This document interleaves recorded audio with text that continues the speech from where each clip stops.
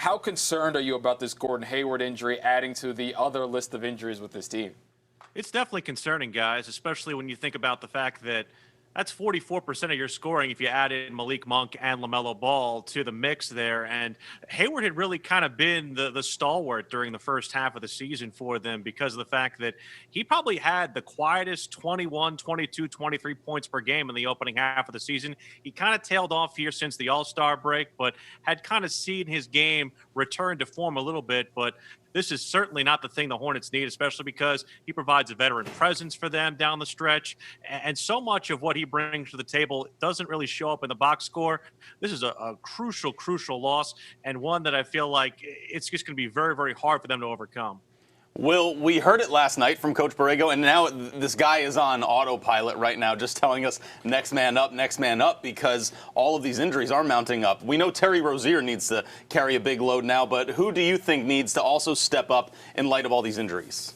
Well, I think it's the two forwards, Miles Bridges and P.J. Washington. Those are two guys who I feel like need to really take the mantle. You saw Bridges last night with 23 points off the bench. He was really, really key in that victory for Charlotte over Indiana.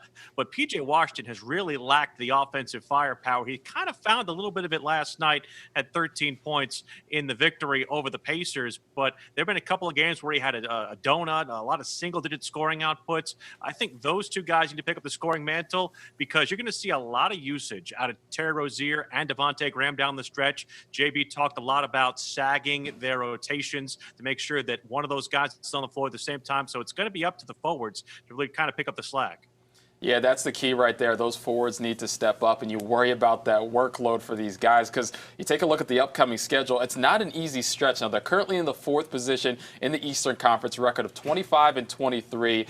3 of their next 4 games are against teams that are in the playoffs. They're in Boston tomorrow at 6. They got Oklahoma City on Wednesday. You should say that should be a pretty easy win. But then they've got Milwaukee on Friday, and they got a tough Hawks team at home next Sunday. So when you look at this stretch for this team right now, Will, are you concerned about the stretch? How do you think they do over this next week?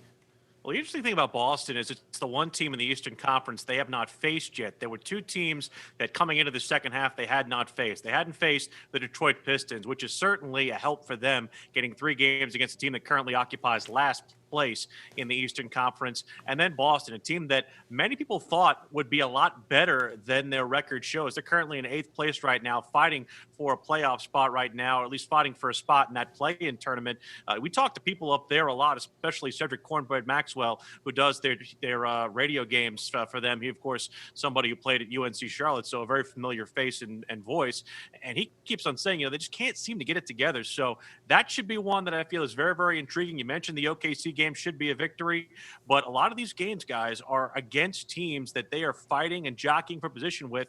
It's going to be hard without all that offense.